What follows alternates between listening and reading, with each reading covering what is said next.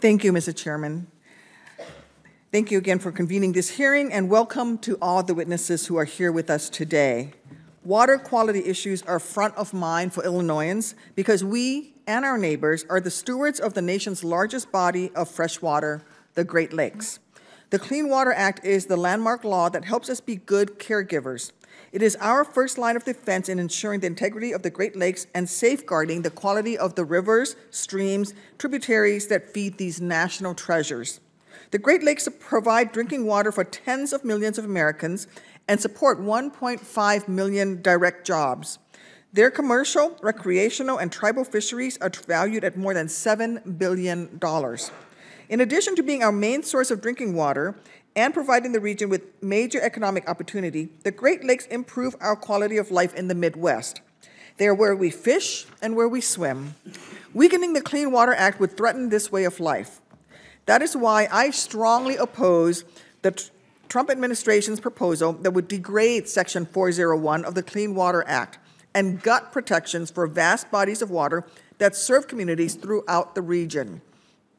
Section 401 guarantees that states and tribes have a voice and say in projects that require federally issued permits and licenses. Specifically, it rejects a one-size-fits-all system by establishing a certification requirement that enables states and First Nation tribes to help optimize the conditions that must be met to secure a permit or license for a special project. It's very reasonable. I recognize that developers who fail to meet the requirements identified by states and tribes may be frustrated by denials in earning federal approval for a given project.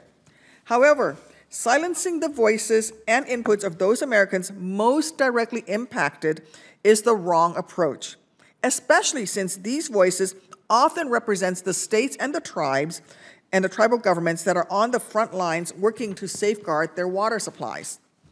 It is disappointing, but not surprising, that the Trump administration only cares about states' rights when it is to look the other way, allowing corporate polluters to destroy streams and pave over wetlands.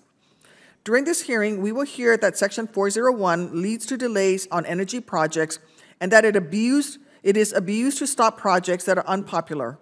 However, when I asked the EPA for more information on how much time Section 401 adds to the permitting process, the EPA could not provide any information. Today's proposal would place highly restrictive requirements on what activities and impacts a state can review, as well as restrictive deadlines on the process. It would also give the federal government a veto on projects, and there would be no notice to downstream states for proposed projects. Many would be shocked to learn that the Clean Water Act was actually passed by a bipartisan majority in Congress and signed into law by a Republican president. However, policymakers and constituents of prior generations had lived through decades of unchecked dumping of untreated sewage, industrial waste, and agricultural runoff into our waters. We must never take for granted how over the past 50 years, the Clean Water Act has reduced or eliminated pollution in our nation's waterways and slowed the rate of wetlands loss. Congress should honor this progress by recognizing that more work remains to be done today, tomorrow, and in future years.